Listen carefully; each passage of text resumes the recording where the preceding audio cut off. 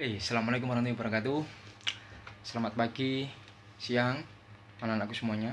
Setelah kemarin Pak Udin membaca kesimpulan kalian di kolom komentar, ya, itu Pak Udin merasa itu kalian masih banyak yang berdasarkan buku, ya, malah lebih-lebih banyak yang melihat internet. Tapi tidak apa-apa, ya, kalau kalian mencari di internet, ya itu artinya kalian masih berusaha. Baiklah, ya. Saya kira dari kolom komentar itu kalian sudah memahaminya, ya. Jadi Pak Udin akan lanjutkan materi pokok bahasan pada pagi hari ini atau siang hari ini untuk kalian semuanya. Yuk, apa sih pentingnya kedudukan dan fungsi Pancasila dalam kehidupan bernegara? Ayo, ada yang mau nebaknya? Pancasila sebagai dasar negara dan pandangan hidup bangsa itu memiliki ciri khas, ya. Selain ciri khas juga memiliki karakteristik tersendiri, ya, mulai dari ketuhanan yang Maha Esa, kemanusiaan yang adil dan beradab, persatuan Indonesia, kerakyatan dipimpin oleh hikmat kebijaksanaan dalam persahabatan dalam perwakilan, dan yang terakhir adalah keadilan sosial bagi seluruh rakyat Indonesia. Oke, yang pertama, ketuhanan yang Maha Esa. Ya, itu artinya kita meyakini bahwasanya manusia itu diciptakan oleh Tuhan yang Maha Esa, sehingga, ya, mau tidak mau kita harus menjalankan perintah dan menjauhi larangannya. Itu yang pertama, ya, arti dari ketuhanan yang Maha Esa. Yang kedua, kemanusiaan yang adil dan beradab. Apa artinya? Bahwasanya, ya, adil, ya. Jadi manusia yang adil itu memiliki hak dan kewajiban yang sama di muka hukum, ya, dan beradab, ya, itu artinya, ya, manusia itu memiliki derajat yang sama, ya, di muka hukum. Itu yang kedua. Terus bagaimana yang ketiga? Yang ketiga adalah persatuan Indonesia. Artinya bersatu kita teguh dan bercerai kita runtuh, ya. Itu adalah moto, ya, dari bangsa Indonesia. Artinya Indonesia itu menyatukan, ya, berbagai macam suku, agama, ras, antar golongan, ya, dan yang berbeda keanekaragaman Indonesia itu menjadi satu kesatuan, yaitu disebut dengan persatuan Indonesia. Oke, yang keempat, ya, kerakyatan dipimpin oleh hikmat kebijaksanaan dalam permusyawaratan atau perwakilan, ya. Apa artinya, ya, di Indonesia ini dalam permusyawaratan? Artinya segala sesuatu yang menjadi masalah Indonesia itu harus dimusyawarahkan. Dengan cara apa? Ya, salah satunya adalah dengan cara demokrasi, ya. Contohnya adalah dalam pemilihan tingkat daerah, ya, tingkat nasional, atau bahkan tingkat presiden. Terus apakah sama, ya, bermusyawarah dengan pemilihan-pilihan tersebut? Sebenarnya berbeda, ya, tapi hakikatnya itu sama. Mengapa sama? Ya, kalau dalam suatu wilayah Indonesia yang terlalu besar, itu tidak bisa dimusyawarahkan. Bisa dimusyawarahkan dengan cara apa? Itu dengan cara pemilihan itu, ya, yang disebut dengan demokrasi, ya, atau demokrasi. Yang terakhir yaitu keadilan sosial bagi seluruh rakyat Indonesia. Apa maknanya sih yang sila kelima ini? Ya, bahwasanya negara itu ingin mewujudkan bahwasanya warga negaranya atau masyarakatnya itu menjadi sejahtera, ya, kemanusiaan yang adil dan sejahtera. Ya, ini berhubungan sekali dengan sila-sila sebelumnya, mulai dari sila keempat, ketiga, kedua, dan yang pertama. Sehingga Pak Udin bisa simpulkan, ya, sila-sila Pancasila mulai dari sila pertama, kedua, ketiga, keempat, dan kelima itu tidak bisa dipisah-pisahkan, ya. Semuanya itu harus saling terkait, ya. Artinya sila kedua itu harus sesuai dengan sila pertama, sila ketiga harus sesuai dengan sila kedua dan sila pertama, sila keempat harus sesuai dengan sila ketiga, kedua, dan pertama, sampai selanjutnya sila kelima, ya, itu harus sesuai dengan sila keempat, ketiga, kedua, dan yang pertama atau ke-1, ya. Jadi intinya, ya, itu akan kembali lagi bahwasanya ketuhanan yang Maha Esa. Itu yang pertama, ya. Jadi semuanya itu berdasarkan Tuhan yang Maha Esa. Hakikatnya itu seperti itu, ya. Jadi tidak bisa dipisah-pisahkan, harus saling terkait, ya. Jadi harus saling mengikat antara sila-sila dalam Pancasila itu. Oke, selanjutnya, terus bagaimana penerapan Pancasila dalam kehidupan sehari-hari, ya, mulai dari kehidupan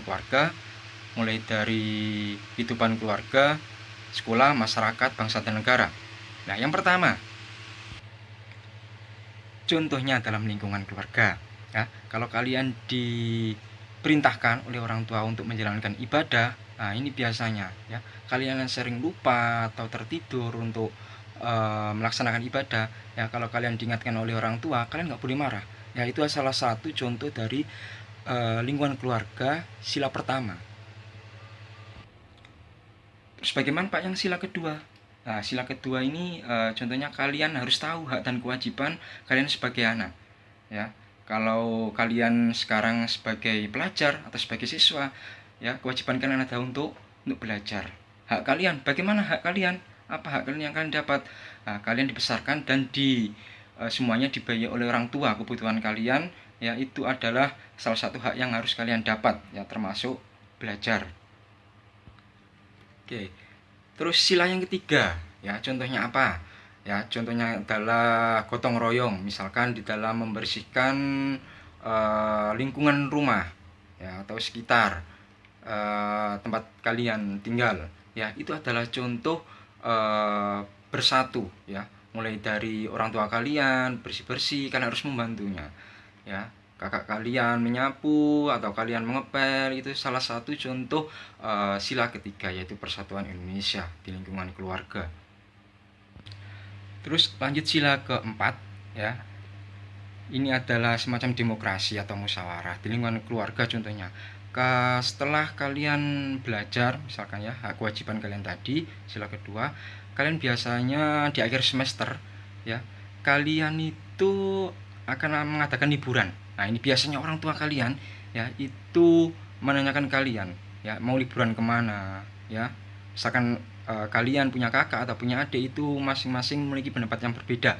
Nah, terus didiskusikan, ya, kalian setujunya misalkan ke Malang, ya, terus kakak kalian misalkan ke Batu, ya, terus adik kalian misalkan kepinginnya itu ke Jogja.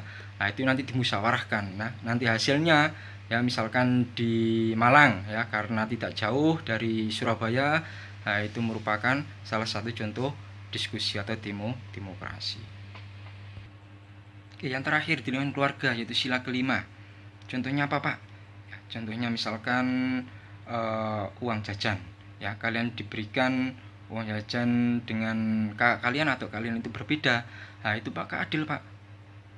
Ya, ya, adil. Karena kebutuhan kalian, ya, sebagai siswa SMP dan kebutuhan kakak kalian, ya, misalkan SMA atau kuliah, dan adik kalian, ya, yang masih kanak-kanak atau balita, yaitu kebutuhannya berbeda-beda, ya. Sehingga kalau orang tua kalian itu memberikan uang saku atau uang jajan kalian itu berbeda dengan kakak atau adik kalian, ya, itu adil, ya, karena kebutuhan kalian dengan kakak atau adik atau orang lain itu berbeda-beda. Ya, ada yang misalkan 5.000 cukup, ya, kakak kalian, ya, apakah cukup? Belum tentu, ya, karena kebutuhan kakak kalian itu lebih banyak, ya. Akhirnya kakak kalian diberikan 15.000. Apakah adil dengan kalian? Ya, iya, itu termasuk adil, ya. Terus bagaimana dengan adik kalian yang masih balita? Ya, nggak perlu uang jajan balita, ya. Ya, itu karena nanti akan dicukupi oleh kedua orang tua kalian, ya, karena masih belum bisa jajan. Ya, itu adalah sila yang terakhir di dalam kehidupan keluarga. Itulah tadi contoh dari penerapan nilai-nilai Pancasila dalam kehidupan sehari-hari, mulai dari sila pertama sampai sila ke-5, mulai dari ketuhanan Yang Maha Esa sampai yang terakhir adalah keadilan sosial bagi seluruh rakyat Indonesia. Nah, terus bagaimana, Pak, yang di lingkungan masyarakat, sekolah, bangsa dan negara? Nah, itu nanti kita bahas minggu depan. Oke? Oke, itu saja cukup materi untuk hari ini. Apabila ada pertanyaan, nanti bisa kalian sampaikan di kolom komentar, nanti Pak Udin akan baca. Oke, selamat pagi, selamat siang semuanya. Dari Pak Udin, sekian hari ini. Saya akhiri, assalamualaikum warahmatullahi wabarakatuh. Oke, sampai ketemu minggu depan, bye. Oh ya, lupa, sebentar, ya. Jadi kalian nanti ya untuk pembahasannya Pak Udin nanti nggak setiap jadwalnya, nggak setiap sesuai jadwal kalian ya, jadi nanti bisa kalian update ya untuk 1 minggu itu mulai dari hari Senin ya. Oleh karena itu jangan sampai lupa ya, nanti kalian subscribe channel ini ya, jadi nanti ada pemberitahuan ketika Pak Udin tayangkan ya, mulai hari Senin ya, jadi jadwalnya yang hari Selasa atau hari Jumat nanti bisa mengaksesnya hari Senin. Nah, terus bagaimana Pak hari Jumat ya? Kalian bisa mengerjakan tugas yang lain ya, sehingga waktu kalian itu tidak terbuang sia-sia. Apabila waktu kosong bisa kalian lihat channelnya ya dari Pak Udin ya, yaitu Saifuddin M Project. Oke, thank you. Cukup sekian. Assalamualaikum warahmatullahi wabarakatuh.